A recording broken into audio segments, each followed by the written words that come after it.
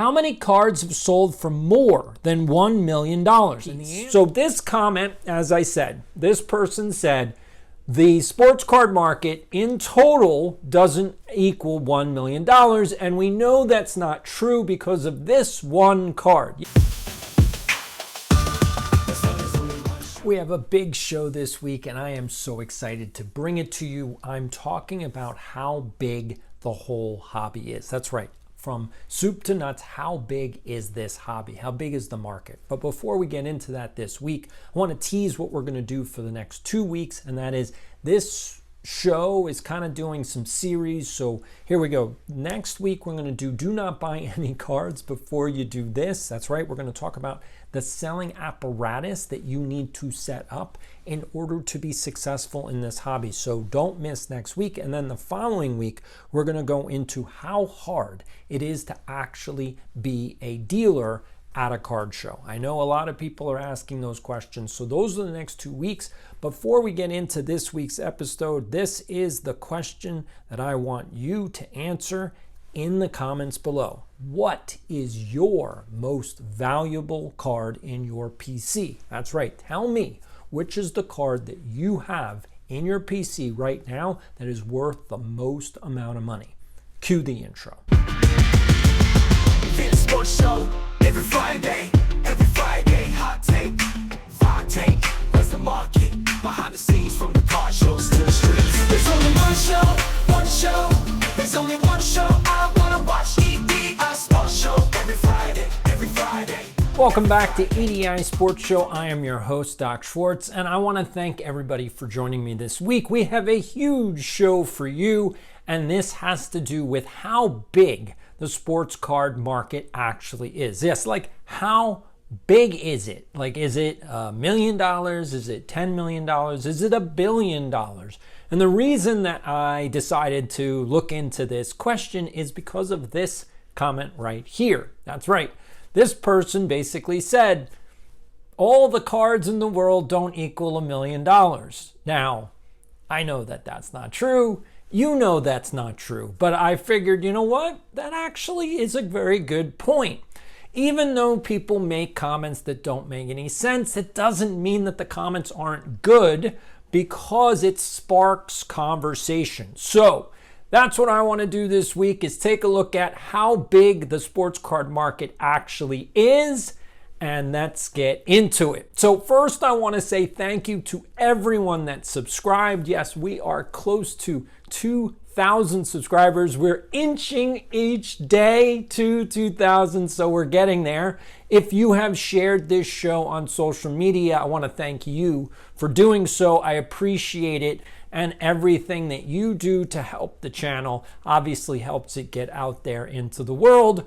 I am not an influencer at this point. Nobody really cares about what I have to say except for you guys, which is why I appreciate you following. So here's the first piece. So this comment, as I said, this person said, the sports card market in total doesn't equal $1 million, and we know that's not true because of this one card. Yes, the SGC 9.5 Mickey Mantle rookie card. Now, I know some people have said to me, well, that's not actually the rookie card. The 51 is the rookie card. Well, look, the Topps card is the first card for Mickey Mantle in Topps. Therefore, it's the rookie card. I don't know what else to tell you. It's the rookie card.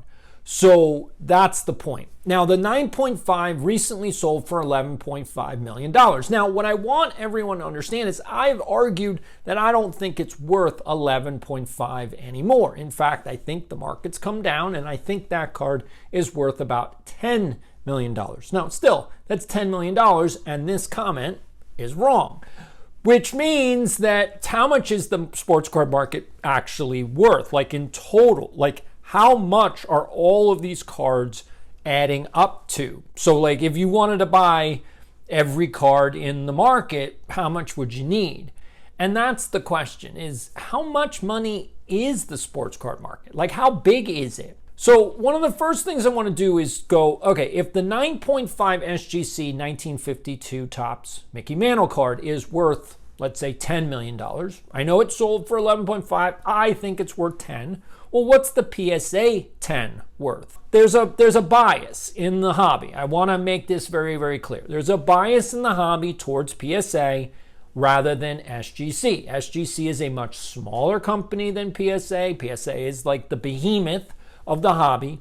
So there's a bias toward PSA slabs rather than SGC, although I don't think that's going to continue since Collectors Universe owns both SGC and PSA. If you didn't know that, now you do. They're under the same umbrella.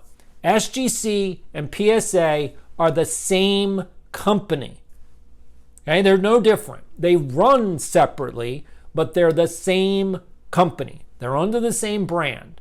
That means that there shouldn't be a bias anymore towards one or the other.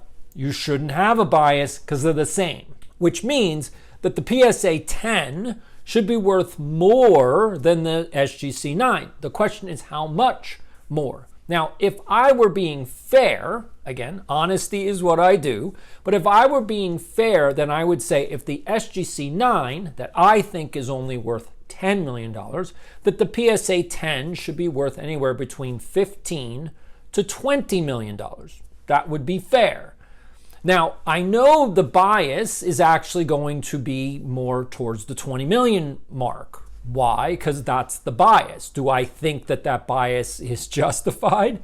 No, and I think that anybody that's watching this channel needs to understand that when I say that there's a bias, that doesn't mean that I'm saying that it's not real. What I'm saying is that you need to be careful, because what happens if that perception suddenly changes? Like, what if the PSA bias goes away and that PSA and SGC cards get closer in value?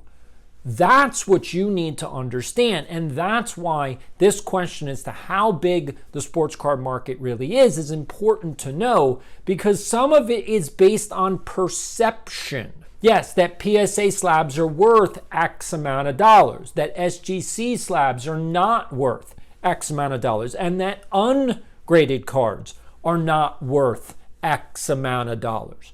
That's what you need to understand, is what's going on in the total market so that you make the best decisions for you as you build your PC. Because that's what this channel's all about. We do sports and sports cards. I know I haven't done much sports lately. I hope to change that. But I got to get a better schedule, and I'll get into that in the behind the scenes section in this show. But for right now, let's take a look at some of the cards that are the most valuable cards. All right? So let's take a look. So the most expensive card in the modern era that has ever been sold was the 1952 9.5 SGC. That's 12.6. Like I said, the PSA is going to be worth a little bit more. But right after that, the T206 Honus Wagner was sold for $7.25 million. Then we have the Steph Curry 2009 National Treasures. That was sold, the Logo Man was sold for $5.9 million. Then the 2003 Upper Deck Exquisite LeBron James was sold for $5.2 million. Here are a couple other notables. Luka Doncic, the Panini National Treasures Logo Man, sold for $4.6 million. And the Mike Trout Bowman Chrome Super Refractor sold for $3.9 million. The Wayne Gretzky O-Pee-Chee rookie card from 1979 sold for $3.75 million. And the Tom Brady Contenders playoff ticket auto card sold for $2.25 million. Now, here's the question that I want you to understand. Here we go on the screen. How many cards have sold for more than $1 million? And the answer is 20 cards. Yes, 20 cards have sold for $1 million or more in the hobby. And so this is what I want you guys to understand, is that not a lot of cards are worth $1 million. There's 20. Now, I know that you're kind of like, well, that's a lot. I mean, it is significantly. I mean, it's good. It shows that the hobby is not just a one-trick pony. It's not just all about the 1952 Topps Mantle card. There are other cards and other players that are highly valuable. The problem is that there's just not a lot of cards. Like, it's not like there's 100 or 1,000 cards that are worth $1 million or more. It's only 20. And here's my point. So the 1989 Upper Deck Ken Griffey Jr. rookie card, probably the most iconic card in the entire hobby, way more than the 52 Topps Mantle card. And the reason is because anyone that wants one of these cards could actually buy it. You can buy an ungraded 89 Griffey Jr. rookie card for $50. Go buy it. And that's the point, is because approximately 4 million of these cards were printed. Again, we don't know the real number because there's no transparency. It's Topps, it's Panini, it's Fanatics, it's Bowman. All of these companies don't want to run based on honesty and transparency. And they're making the local card shop owner complicit in this scam. And it's not fair because the local card shop owner is just trying to run a business. They don't want to rip off their customers. In fact, most card shop owners are really upset at the new rules from Fanatics, but there's nothing they can do about it. Fanatics has a monopoly. And when you have a monopoly, there's nothing you can do. So here's my point. How much is the entire sports card market worth? Well, if we just look at the 89 Upper Deck Ken Griffey Jr. card, that's $50 ungraded. There are approximately 4 million printed, which means that just conservatively, the Upper Deck Griffey market is $200 million in value. That's just from the conservative standpoint. So how much is this hobby worth? Well, it's probably worth more than $1 billion if that one card itself is $200 million. Now, I know that the 93 Topps Derek Jeter card is also another card that has significant value, and there's God knows how many of those, probably 1 million in circulation, and they're worth at least $10 to $15 each. So we're talking about $100 million more. Then you want to go to the LeBron James and the Luka Doncic and the Steph Currys. And so my point being is that this market is worth way more than $1 billion. In fact, it's worth way more than $2 billion.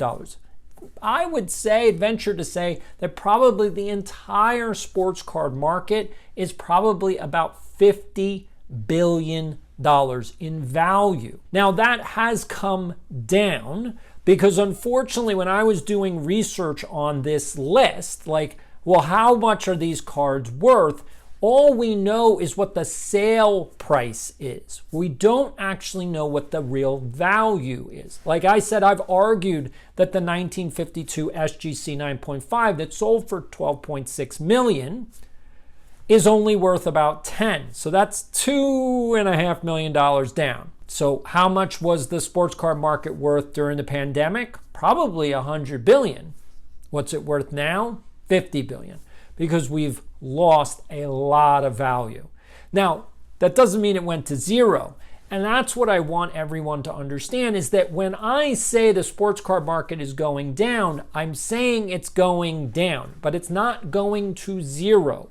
What you need to understand is that some of the cards that you are holding right now are not worth very much.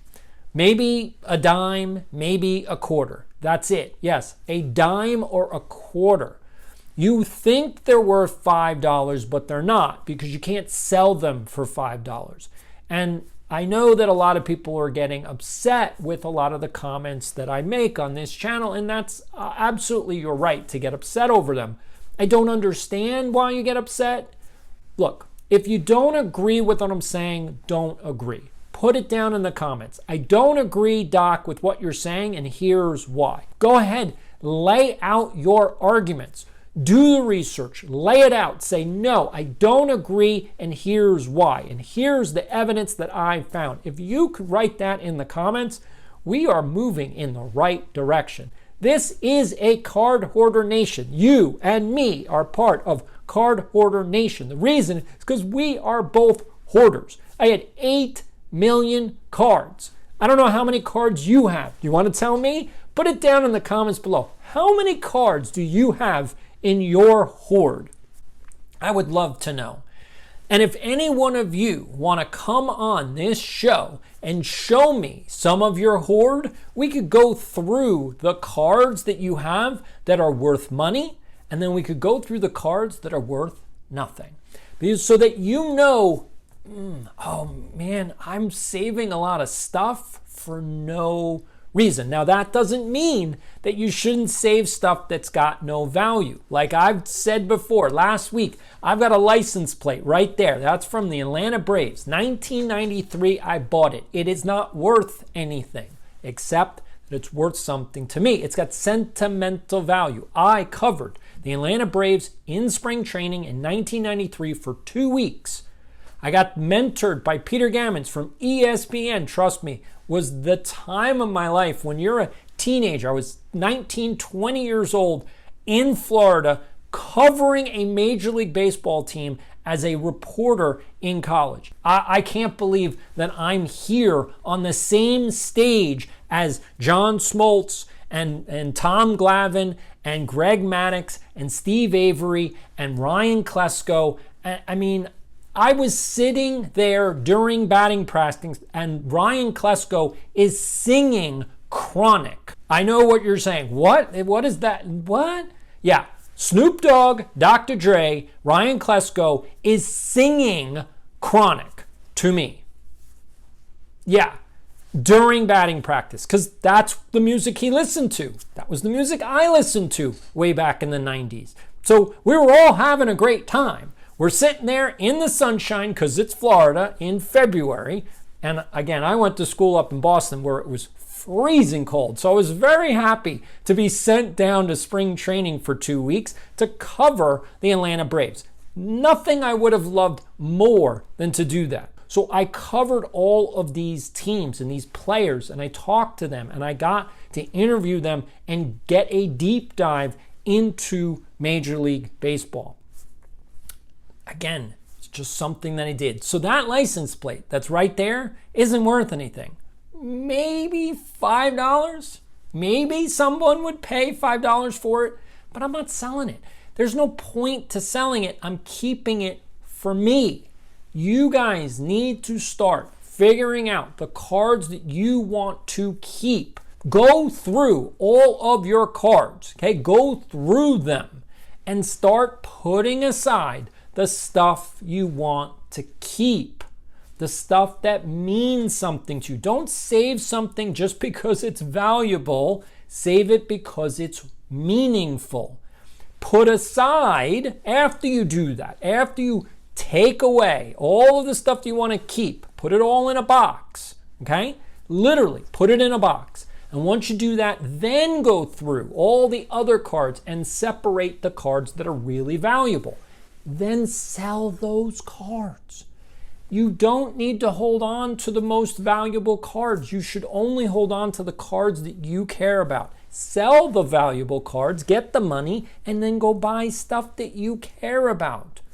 Sell the cards that you don't care about, get the money, and get cards that you do care about. You have value there sitting in your house. You have value. Stop holding on to the value for no reason. Sell it, pick up stuff that you want, okay? Now let's get to Where's the Market? All right, in this week's Where's the Market, I've got a box in my lap. So what is in this box? I'm gonna show it to you. We're gonna go through this. Now I know over the last several weeks I've done a really bad job of explaining the stuff that I'm selling. Again, there's not much that I can do. I'm not good yet on YouTube going over and saying, okay, this is what's for sale, this is how much it is, because to be honest with you, I put out a price because I know what stuff is worth. That doesn't mean that's what the sale price is going to be. Everybody that's on here is just assuming stuff. I get it, I understand. You're allowed to assume anything you want to assume, but here's where we're gonna be. All right, so the first piece, there's a lot of stuff in this box as you can see, and I'm gonna highlight a few things on screen, but you'll get to see this again with some of the B-roll. Here we go. So we got sealed cello cases. So This is a Greg Jeffries. That's, again, we've talked about this, right? We've talked about the nostalgia, the Greg Jeffries cello pack, okay? We've got a rookie card, Gary Sheffield, rookie. That's, again, the 89 Topps. We've got another Greg Jeffries. This is the Fleer one. So I'm not keeping these because, again, I have these cards. I actually have that card signed. So you have to pick and choose what you keep and what you get rid of, what you sell, because you can't keep everything. That's the theme. You can't keep everything. Now, here's one. This is a 1983 Pete Rose. So I'm going to show you, because, again, Pete Rose just passed away. So there you go. A 1983 Pete Rose, and he's also on the back. All right, so that one is valuable. And then we've got a Jim Abbott rookie card. This is, I think this is an 89 as well. Here we go. Topps, Jim Abbott. For those of you that don't know, Jim Abbott only had one hand. Okay, he had two arms, one hand. So he pitched with one hand.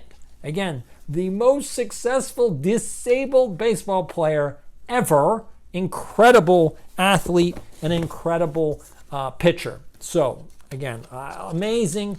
We got to witness back in the day, we got to witness unbelievable stuff because Bo Jackson was playing two sports. Deion Sanders was playing two sports. We had Jim Abbott on the mound. We had, Nolan Ryan and Rickey Henderson and, Pete Rose. All of these guys were playing at the same time. It's unbelievable. It was a great time to watch Major League Baseball. So what else do I have in this box? I've got a whole bunch of Topps traded. So I've got 86, and then I've also got 85 and 88. Okay, so I'm going to show you the difference. So 85 is purple and 88 is blue. Okay, so purple, blue. Now, what else do we got in here? We've got another. All right, so this is, I'm going to show you these. So these are the M&Ms. So here we go. We've got M&M, that's Nolan Ryan. Got Mike Schmidt and Ryan Sandberg. We've got Wade Boggs. And we got Roger Clemens and Harold Baines. Again, these are Hall of Famers. We got Dale Murphy and Jose Canseco. Don Mattingly and Gary Carter. Here you go. You got Cal Ripken and George Brett. Another one, Joe Carter and Kirby Puckett. Here we go. We got Mike Witt and Mike Scott. We got Fernando and Steve Garvey. Okay, and the last one is Tony Gwynn and Ozzie Smith. Okay, so folks, I mean, again, these are things that, are they super valuable? No, they're not super valuable. The whole point is that when you put stuff together, and what I do is I put lots together. And so I build up the value, build it up to a few $1,000s worth of stuff, so that when someone says, okay, I'm going to give you X amount, again, you're getting stuff on a discount. You're going to be able to pick up more stuff than you could. If you tried to buy one of these things, I can't really do a discount. How much is this worth? To be quite honest, I'm not even sure. What I would say is I'd say this whole pack is worth about $30, the whole pack, because you could sell each of these for probably $5 each. So there was a whole bunch of them. So probably if you sold them individually, you could probably make about $50, $55. So the whole pack is worth about $30. Now, how many do I got? I got like 5 of them. So 5 times 30 is $150. I mean, that's the way to go. So now what would you pay as a bulk deal in all of this? Probably if you bought all of this, you get all of those for free based on the discount. Because what I'm trying to do is sell bulk. I'm trying to sell a lot of stuff. And that's what I want you guys to understand. A lot of you are hoarders just like me. You have way too much stuff, which means you need to package it together as a big lot, and then you need to bring the price down. I know what I know what's going on in your mind. You're going, but I'm going to be giving stuff away for free. Yes, because some of the stuff you can't sell. I know that's hard to, I understand. Like, I'm going to give you a perfect example. I'm going to show you one other thing. Ready? So here we go. 1992 All-Star Game program, okay? So this is from hockey. Again, it was in Philadelphia, okay? It was at the Spectrum. Okay, this is old school. Old school. Is this worth anything? It's worth about $8, maybe $10. That's what it's worth. How much can you sell this for? Well, I guess if you put it up on eBay for $5, you probably could sell it for $5. But remember, you're taking out fees and you're also paying for shipping, or you could charge for shipping, but you're still getting $5 with less fees. So how much are you making on this? So my point being is, I don't want it, I don't need it, and I can't really make that much money on it, and it's a pain in the neck to list it, to sell it, to ship it. So if I put it together in a whole lot that's worth, let's say, like a few $1,000s, again, I gotta put a whole bunch more together to make this lot worth a few $1,000s. Well, in the lot, you get this as part of the lot. Now, you're probably getting this for free. Yeah, I'm giving $5, $10 worth of value away for free. And I know your brain is going, no, I can't give away anything. I can't give away anything. Guys, get out of that mindset. You already spent the money. The money's gone. I don't know what else to tell you. The money is gone. This has got value that's unrealized. Unrealized value is not the same as cash. Unrealized value you can't eat dinner on. Unrealized value you can't buy more cards. I can't trade this for anything, because I would if I could. If I could go to a card show and give this to a dealer, it's worth $10, and I could say, here you go. Can I give you this? And I can go through your dollar bin box and pull out 10 to 15 cards. I would love that. In fact, I would do that every week. I'd go to the card show, say, here you go. Here's $10 worth of stuff. I want to get 15 cards out of your dollar bin box. And if they were to say yes, I'd be doing that every single week. The problem is, no one's saying yes to that. No one. No one is allowing me to trade this for anything of value. That's the problem. That's the problem that you're in. You could take all of your cards, take them to a card show, and find out how much value you can get back in trade. And you're going to be surprised. It's a lot less than you think. And that's the issue. You have to figure out a way to get rid of your stuff so that you can get stuff that you want. You have to figure out a way to do that. And that's the market. So I want to thank you. Let's get to the card of the week.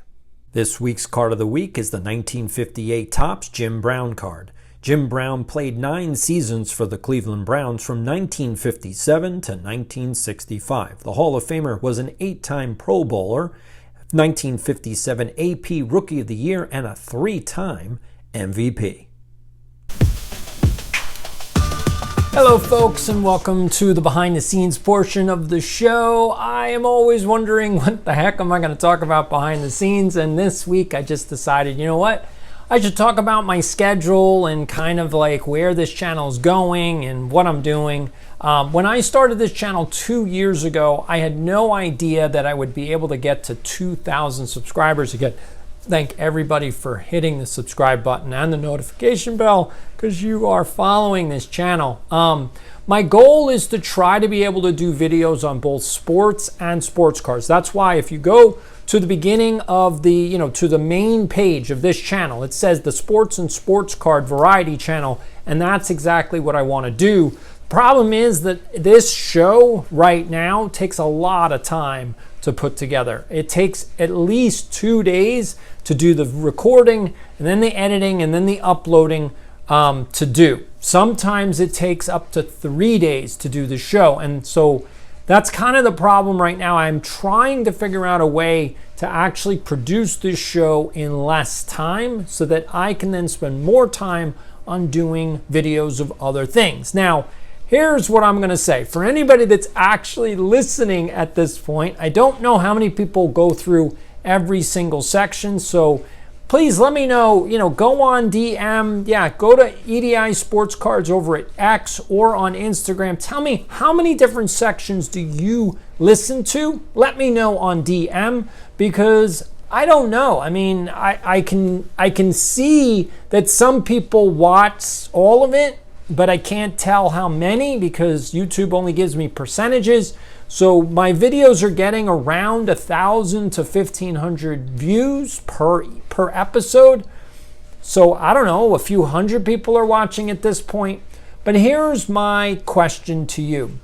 Do you want to become a sports broadcaster or a podcaster? Do you want to do what I'm doing? Do you want to be on YouTube? If you do, hit me up with a DM, and I want you to do a segment for me on this show. That's right. I want you to do a 5-minute segment, and I'll show you exactly how you can produce that. So how to go on camera, how to send me the video, and I'm going to put it into this show. Because if I can do that, if I can outsource 5 minutes of this show to one of you guys, that actually saves me probably about 2 to 3 hours worth of work, which means that I can put that into doing a video on sports, not just on sports cards. And that's what I'm trying to do. I would love to be able to incorporate more of you guys into this show to, one, make it more entertaining, because I don't think you want to watch me all day. I mean, I don't know. Do you guys want to watch me for an hour every single week, or would you like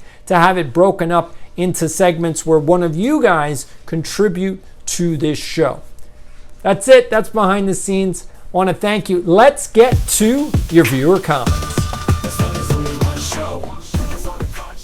I know I say it every week, but I have come to my favorite part of the show. Now, I know that not a lot of people on YouTube like to do corrections because, again, all the influencers on this platform think that they're geniuses and think they know everything, but I'm actually going to do something that no other YouTuber does, and that is I'm going to make a correction for a mistake I made. And the reason is because I'm not scripted. What you guys need to understand is that I am 100% authentic, I am true, I am real, I am telling you what comes out of my head at the minute that it comes out, and I make mistakes. And I want to say this is a great reason why we have a community here and why you have the viewer comments. If I make a mistake, please put it in the comments and let me know. So USA Cards, thank you for pointing this out. I didn't even realize it until after I watched the show. And then I saw your comment. I was like, oh, right, I actually made a mistake. So here you go. This was on the autograph of Andre Dawson. And I said he was Andre the Cat. And you were like, what? That's not right. He's not the big cat. Andres Galarraga was the big cat. You're correct. Andres Galarraga was the big cat. And Andre Dawson was the hawk. So I'm giving a correction. USA Cards, thank you so much for pointing that out. And now let's get to the first comment. So here we go. This is from Lee Haskins, and he says, I find this video ridiculous. Heard a small part on buying many lots of cards that are like $50. No one has time to spend on thousands of cards that are worth a few dollars. I only went 17 minutes in this video before I found it ridiculous. All right. Well, obviously, I understand that you find it ridiculous, and that's fine. Like, literally, that's fine. If you're not into the many, many strategies that I gave, I didn't just do one. So you didn't like the strategy of the bulk buying and selling. I understand that. It's going to take a lot of time. I'm not disagreeing with you. Calling it ridiculous is sort of like, well, then you clearly don't want to make money with sports cards. Like, that's not your goal, which is fine. If you're a personal collection guy and you don't want to spend your time selling cards, then no, that's probably not going to work for you. But there were 10 other suggestions in phase one, and then I added new suggestions through the other phases. So what did you think? I mean, that's maybe the problem is you only want 17 minutes. So you missed the section with the complete sets, the vintage complete sets. So what if you bought those and then sold those off? I understand that one part of the video might not be what you agree with. Then fast forward. Literally fast forward. It was an hour and a half. I went through everything. I gave probably about 20 different strategies to actually make money. 20. So there's got to be at least 4 or 5 that would work for you. Again, that's all I can do. I can put it out there. My hope is that you guys start sharing these videos with other people. If you see somebody on Reddit, on Facebook, who's going, I don't know anything about sports cards, please post these videos for them so that they can start getting a primer on the hobby. That's all. I mean, a lot of this stuff, that video specifically was for advanced people. I'm just saying this, that was not for beginners. Beginners can watch it and kind of oh, okay, but that was going way over the head for beginners. Only advanced collectors and people who've been in this hobby for a while understood all 20 strategies and were oh yeah, okay, some of those, clearly, Lee, you get this, that strategy was going to be very, very challenging. You get it. You have experience. I can tell from your comment that you're not a newbie. So again, I appreciate the comment, but I think you're missing the point. There were 20 strategies. You only picked out one that you didn't like, and then you quit the video. There are 20 more, there are 19 more. Keep going. Keep watching. All right, let's get to the next one. This is from RP. So this is the one from the beginning. This is the comment that sparked this whole show this week. So all the sports cards in the world ain't worth 1 million. It's delusional that people have using money they didn't earn to buy expensive cards. Get ready, everyone. The bottom is a long ways down. Now, I want to give the response. Again, I love when people make responses to the other comments in the channel because it's just awesome. So this person said, there's no way that all the cards are worth $1 million. Obviously, I proved that wrong with the entire video. But then 3 Pieces Spicy Cards comes in and says, that isn't true. You don't have to exaggerate to try and argue a point. I couldn't have said it better myself. That's exactly the truth. All right, let's get to the last comment for this week. And it comes from Sting114. And Sting has been given a lot of stingers. So here we go. Let's see what he has to say this week. It's only worth what someone is willing to pay. If you have a collection that's worth $500,000, but when you put it for sale, no one will pay you the $500,000 because they need to make a profit. It's always like that. If it's worth $500,000, then someone's going to give you an offer off what it's worth. The fact that you're going, but I can't make the full max value, it's just sort of sour grapes. You're never going to make the $500,000 unless you sell each individual card yourself to a collector, which you can certainly do. You can put every single one of the cards up on Goldin and, for auction, and whatever you get, you get. And I'm just going to tell you, you're probably not going to get that $500,000. Some of the stuff that's worth $500,000, or if you're talking about a collection, so let's say you have one card that's worth $20K, but it's like a Babe Ruth. There's a possibility you could get not just the 20, but you could get a little bit more because we're talking about iconic players. And I'm still working on it. And I know, guys, I know that I keep saying I'm going to have this stuff put out. There's only so much I can do. I'm working by myself. I do not have a team. Understand that everybody that's watching this, Jeff Wilson and the Sports Card Investor team, there's 10 people on his team. He pays them all $100,000 each. So he's spending $1 million to make his YouTube channel. Understand, I do this by myself. I am it. I do research, I do recording, I do editing, I do the whole show. I do the whole production by myself.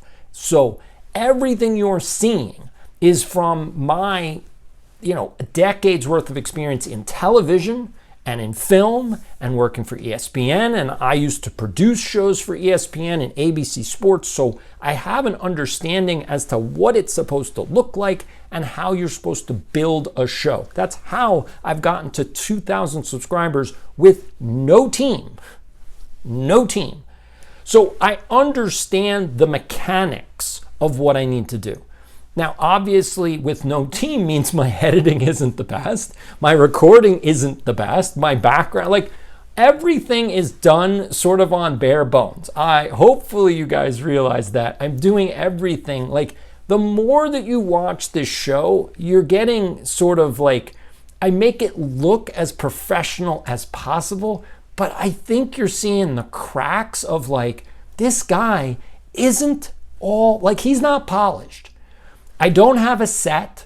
I don't have a teleprompter. I don't have a script. I know what I'm going to do for the week because I do the research. I know, like, okay, what do I want to talk about this week?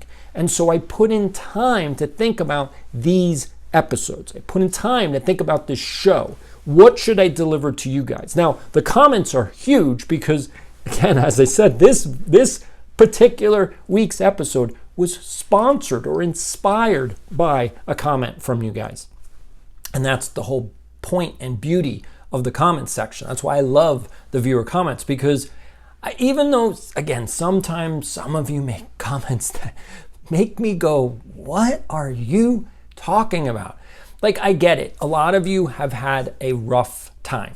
I get it. You have every right to be upset, to be angry. I'm not against you. I'm not here to gaslight you. I'm not here to tell you that your experience is not real. What you're experiencing is real. The problem is that perception is reality. And what you need to be able to do, and hopefully through this channel, is what you're doing is transitioning your brain from the perception of whatever you have based on YouTube to reality. Like, you need to understand reality, not perception reality. What is actually going on?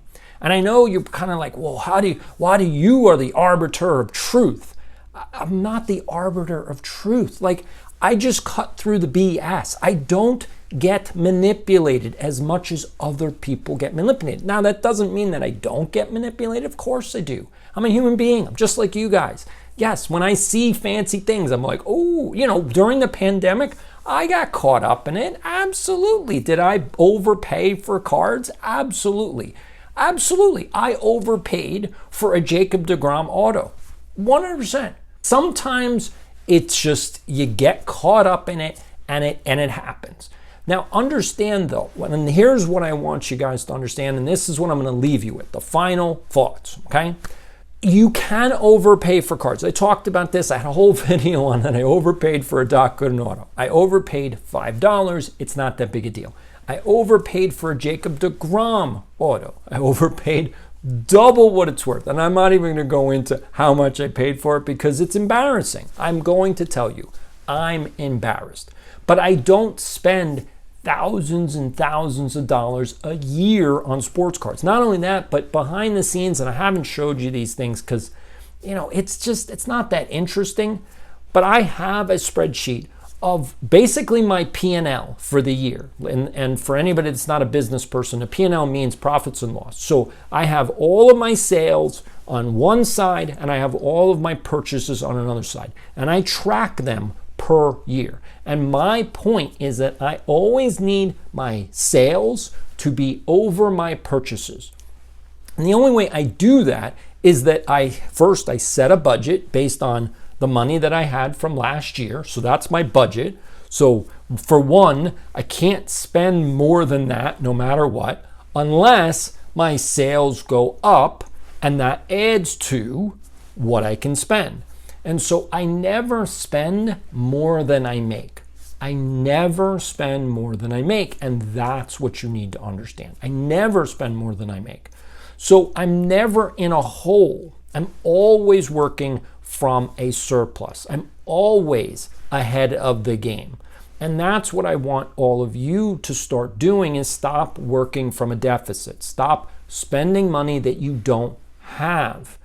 Create a budget. Honestly, a $500 budget per year is totally good, which means if you have a $500 budget, you're not buying wax, because now you understand wax is not the best use of my money. You're better off making a list, and I did this in a video, again, 2 weeks ago.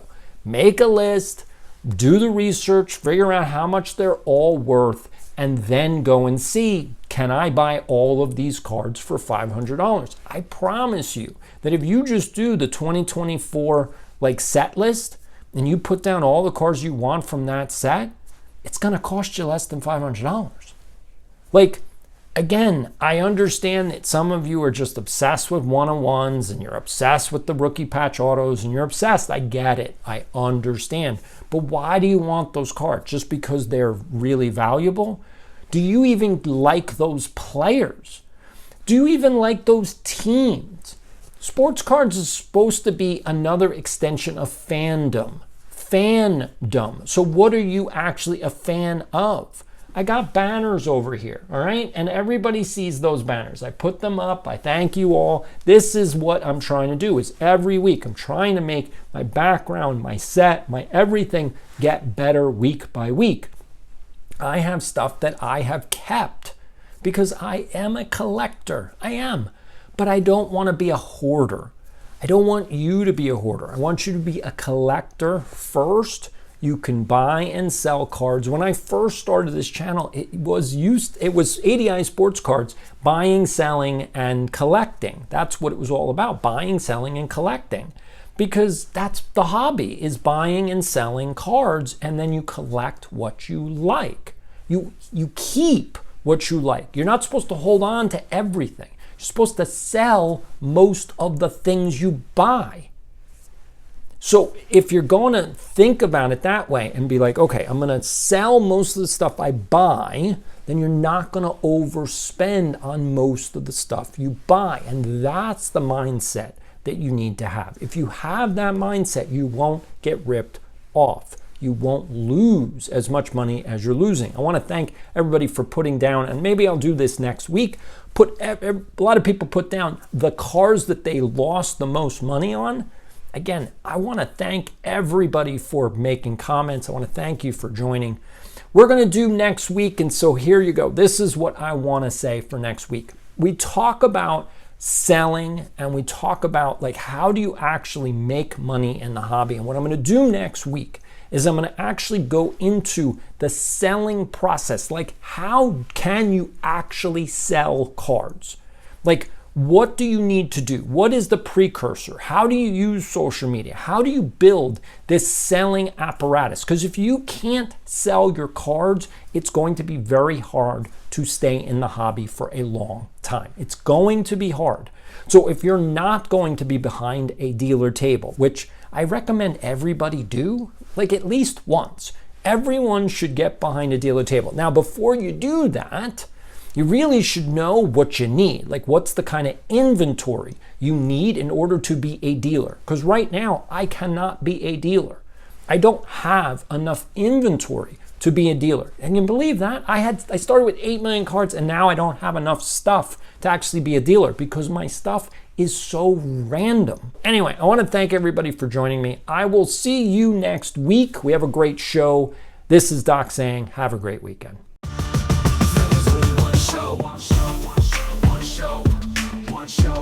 There's only one show I wanna watch. H-O-B